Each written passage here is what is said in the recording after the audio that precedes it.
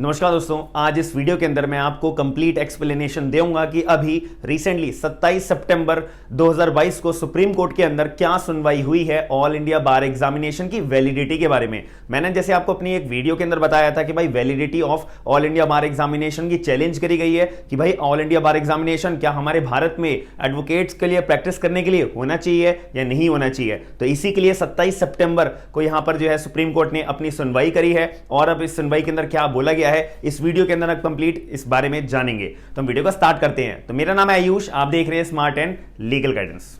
सबसे पहली बात यहां पे आती है कि validity of the all India bar examination की यहां पे बात करी हुई थी। तो यहां पर सुप्रीम कोर्ट के अंदर जो है 5 जजेस की constitutional bench of the supreme court की बैठी थी इस पर्टिकुलर वैलिडिटी ऑफ एआईबी की सुनवाई करने के लिए। अब यहां पर जो है इस पर्टिकुलर सुनवाई के लिए असिस्ट करने के लिए जज साहब को समझाने के लिए कि भाई एआईबी क्या है और मतलब एआईबी के जो है कंडक्ट कराना चाहिए नहीं कंडक्ट कराना चाहिए, इसको असिस्ट करने के लिए हमारे अटॉर्नी जनरल ऑफ इंडिया साहब थे।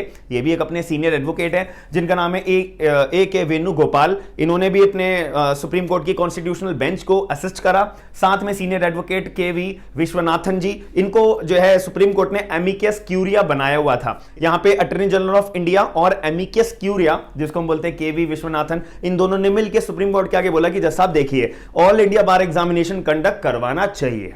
ठीक है, ऑल इंडिया बार एग्जामिनेशन कंडक्ट करवाना चाहिए। अब इसके पीछे इनका रीजन ये था कि भाई देखो क्वालिफाइंग जो है ना हम एग्जामिनेशन को क्वालिफाई करने के लिए अगर हम कोई एक एग्जाम रखेंगे, किसी भी एडवोकेट को अगर प्रैक्टिस करनी है तो उसको एक एग्जाम क्वालिफाई करना पड़ेगा, फिर वो अपनी प्रैक्टिस में उतरेगा। तो ये जो इंटेंशन है ये मैं सिर्फ इसलिए नहीं बोल रहा कि ये जो है क्वालिटी को कंट्रोल करके रखेगी, ऐसे कोई मुंह उठा के जो है कोई वकालत के अंदर नहीं आ पाएगा। एक तो ये रीजन तो है ही, दूसरी बात ये है कि यार यहां पर ना जो एग्जाम सेट करने का जो एक पूरा का पूरा इंट्रा वायरस है जो वो हमारा एडवोकेट एक्ट 1961 के तहत यहां पे बना रहेगा। तो यहां पर हमारा जो प्रोफेशन है इसको लीगल प्रोफेशन को मेंटेन करने के लिए, लीगल स्टैंडर्ड को मेंटेन करने के लिए ये तो जरूरी है ही, लेकिन यहां पे बार काउंसिल का जो एक अथॉरिटी है जो सारे के सारे एडवोकेट्स को गवर्न करती है ना, तो उस गवर्न करने के लिए हमारे को एक एग्जाम को कंडक्ट करवाना भी एक बहुत जरूरी है। यहां पर हमारा लीगल स्टैंडर्ड तो मेंटेन रहेगा और हम जो है लीगल जो हमारा एक लीगल क्वालिटी कंट्रोल है वो तो मेंटेन रहेगी, लेकिन यहां पर जो है ना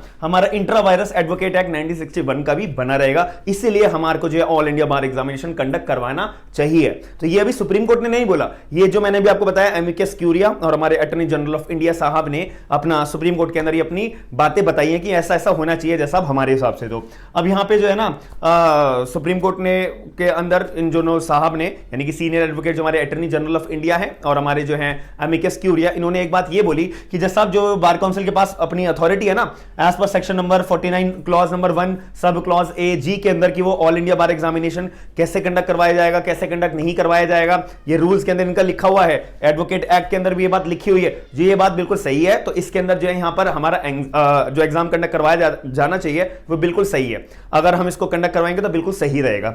अब इसके अंदर जो है सुप्रीम कोर्ट ने अब अपनी बात यहां पे सामने रखी है कि अच्छा एक बात बताओ भाई, हम एआईबी कंडक्ट करवाने का अगर मान लेते हैं, आपकी वैलिडिटी मान लेते हैं, चलो ठीक है भाई, लेकिन क्या बार काउंसिल ने कभी यह सोचा कि हमारे पूरे भारत के अंदर एक्चुअल में वकील कितने चाहिए होते हैं स्टेट वाइज? भाई इतनी स्टेट में इतने वकील हर साल चाहिए, इतने वकील हर साल चाहिए, ऐसे थोड़ी ना भरते रहो भरते रहो भरते रहो कि एग्जाम जो है आप क्वालिटी स्टैंडर्ड तो कुछ रखो ही नहीं। कानून की पढ़ाई करे बिना भी बस ऊपर ऊपर से अगर देख लेगा कोई भी व्यक्ति आएगा और ऑल इंडिया बार एग्जामिनेशन अपना क्रैक करके और अपना सीओपी ले लेगा और अपना प्रैक्टिस करने लग जाएगा। तो हम ऐसा नहीं चाहते। पहले बार काउंसिल को इसके ऊपर अपना जवाब देना पड़ेगा, एक एनालिसिस देनी पड़ेगी कि बार काउंसिल के पास ऐसा कोई डाटा है कि हर साल कितने वकीलों की जरूरत होती है, और अगर जितने वकीलों की जरूरत होती है ना तो उसी के हिसाब से बार काउंसिल को जो है हमारे को ये श्योरिटी देनी पड़ेगी कि वो जो है ऑल इंडिया बार एग्जामिनेशन की जो डिफिकल्टी लेवल है ना उसी हिसाब से स्ट्रांग रखेगी। मान लेते हैं कि हर साल 100 वकीलों की जरूरत है तो भैया और फॉर्म भरने आ रहे हैं 1000,